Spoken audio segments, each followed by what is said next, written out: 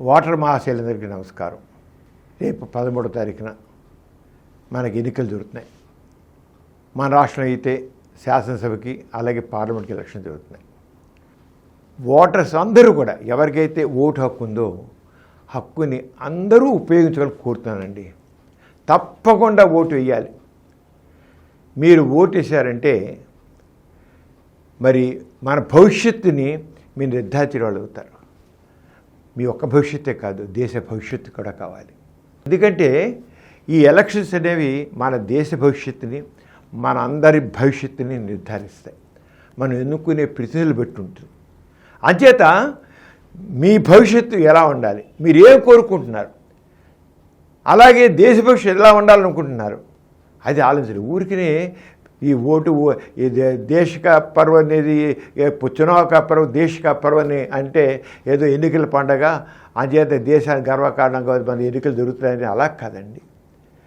ఎందుకంటే మీరు ఎప్పుడైతే ఓటు వేస్తున్నారో, ఓటు వేయడమే బాధ్యతగా ఫీల్ అవుతారో భవిష్యత్తు గురించి కూడా ఆలోచిస్తారు మీరు.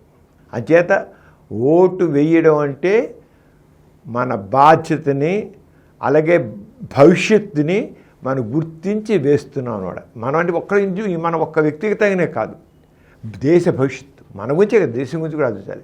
ఎందుకంటే దేశ అభివృద్ధి చెందితేనే మన అభివృద్ధి చెందుతాం. మన అభివృద్ధితో దేశ భవిష్యత్తు ఉంది, దేశంతో పాటు మన అభివృద్ధి కూడా ఉంది. అందుకని మీరు ఓటు వేసేటప్పుడు ఇప్పుడు ఇన్ని రకాల పార్టీలు ఉన్నాయి. మీరు ఎవరినేయాలో మీరు బాధ్యత ఆలోచించండి. ఒక పని చేయాలంటే మీరు ఇంట్లో పని చేయాలంటే ఒక బాధ్యత ఆలోచించరా? ఓటు ఉన్న ప్రతి ఒక్కరు ఓటు వేసి తీరాలి అని అంటాను. ఎందుకంటే మన బాధ్యత. కానీ చూస్తున్నాం కదా, నిర్లిప్తత, నిర్లక్ష్యం.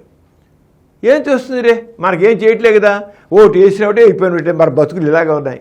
ఎవడు మన బతుకులు బాగుపరిస్తే మన బతుకు మనమే బాగుపరుచుకోవాలి, ఇంకోటి చేసేది ఏముంది అని అనుకుంటున్నాం మనం. తప్పు, చాలా తప్పు. అలా కాదు. మీరందరూ ఏంటి, ఈ దేశం కోసం, ఈ ప్రజల కోసం మీరు ఉన్నారని మీ యొక్క ప్రతినిధులని మీరు తెలిసేంటే హక్కు మీకు వస్తుంది.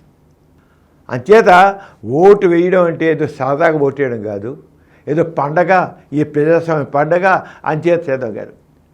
మన భవిష్యత్తుని గుర్తించుకున్నాం, మన బాధ్యతను గుర్తిస్తున్నాం. ఓటు వేయడం అంటే మన బాధ్యత. ఏ రకం బాధ్యత? ఈ దేశాన్ని ఎలా తీర్చిదిద్దాలి, మన భవిష్యత్తు ఎలా ఉండాలి అని బాధ్యత ఆలోచించడం. ఎందుకంటే స్పష్టంగా చెప్తుందంటే పల్లెటూళ్ళు అయితే పర్వాలా 80%, 80%, 90% కూడా ఓటేస్తున్నారు. పట్టణాలు వచ్చేటికల్లా 50%, 60% మ్యాక్సిమం. అది విశాఖపట్నం తీసుకోండి, విజయవాడ తీసుకోండి, తిరుపతి తీసుకోండి, 50%, 60%. ఏంటిది? సగం మంది ఓటర్లు ఓటు ఎక్కువ ఉండవంటే అంటే వాళ్ళ బాధ్యత మర్చిపోయినట్లే కదా, వాళ్ళ భాగస్వామ్యం కానట్లే కదా. మన దేశ నిర్మాణంలో ప్రతి ఒక్క పౌరుడు బాధ్యత వహించాలి, భాగస్వామ్యం ఇవ్వాలి. అందుకోసం చెప్పిన ప్రతి ఒక్కరు. మన దేశంలోనే నిర్లక్ష్యం. ఇదే మీరు ఇతర దేశాలు అడ్వాన్స్ కంట్రీ తీసుకున్నట్టయితే అది ఆస్ట్రేలియా, బెర్లిన్ తీసుకోండి, ఇంకోటి తీసుకోండి. ఏ దేశం తీసుకున్నా వాళ్ళకి 90-95% ఓటింగ్ జరుగుతుంది. ఎవరైతే ఎక్కడైతే ఏ దేశాలైతే పౌరుల బాధ్యతాయుతంగా ఓట్లేసి అందరూ ఓట్లేసి వాళ్ళ పార్లమెంట్లని వాటిని ఎలాగా తప్పించుకున్నారో ఆ దేశాలు పైకి వెళ్ళాయి, అడ్వాన్స్డ్ కంట్రీస్ అయ్యాయి. మనం ఇంకా డెవలపింగ్ కంట్రీస్లో ఉన్నాం. వాటి 70 సంవత్సరాలు వచ్చాయి. అంటే నిర్లిప్తత, నిర్లక్ష్యం. అంచేత